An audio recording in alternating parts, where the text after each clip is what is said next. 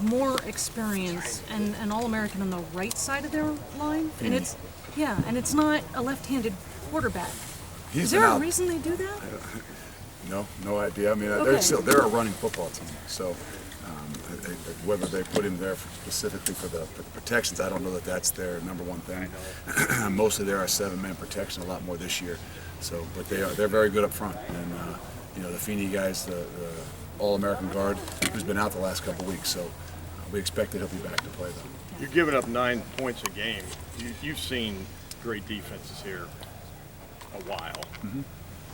You compare them. Is this going to be the best ever?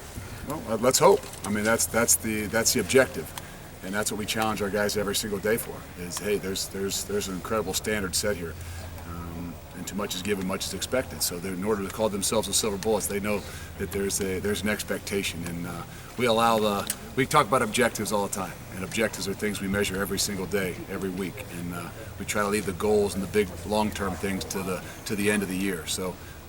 We know we're on the right path. We know we got to continue to improve, but we like where we are right now. What's the quickest development of what component in those 4 games? I mean, you see guys like Landers stepping up.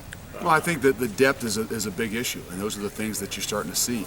Going in, we knew we had some corners that could cover, right. and but sometimes that's one of those things where we got guys that can cover, and all of a sudden, guess what happens during the season? They don't cover as well.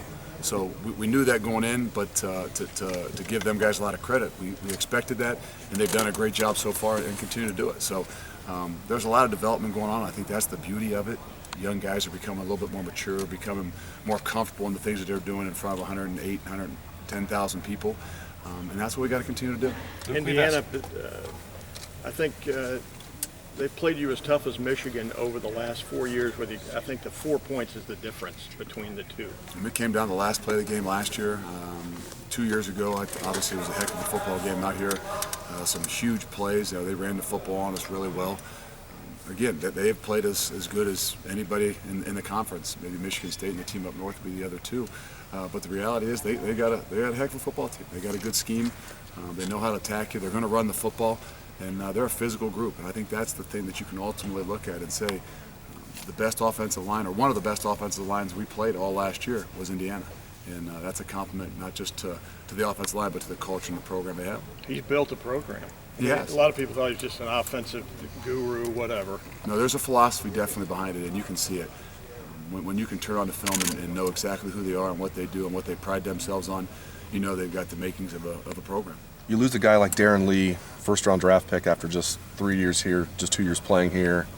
You don't miss a beat, it doesn't look like, with Chris Worley. I know you guys have always talked up Chris Worley when we got a chance to talk to you, so you're probably not surprised, but Chris Worley seems like he's playing at a high level, Luke. He is. I think that the thing about this team is there's more guys that are like Chris Worley than people realize, because some guys don't have big names yet, or some even those names, they might not be Joey Bosa even in the next couple of years, but guys that have grinded and fought and really worked to get where they are is really what makes your program. And not just makes your program, it makes your team.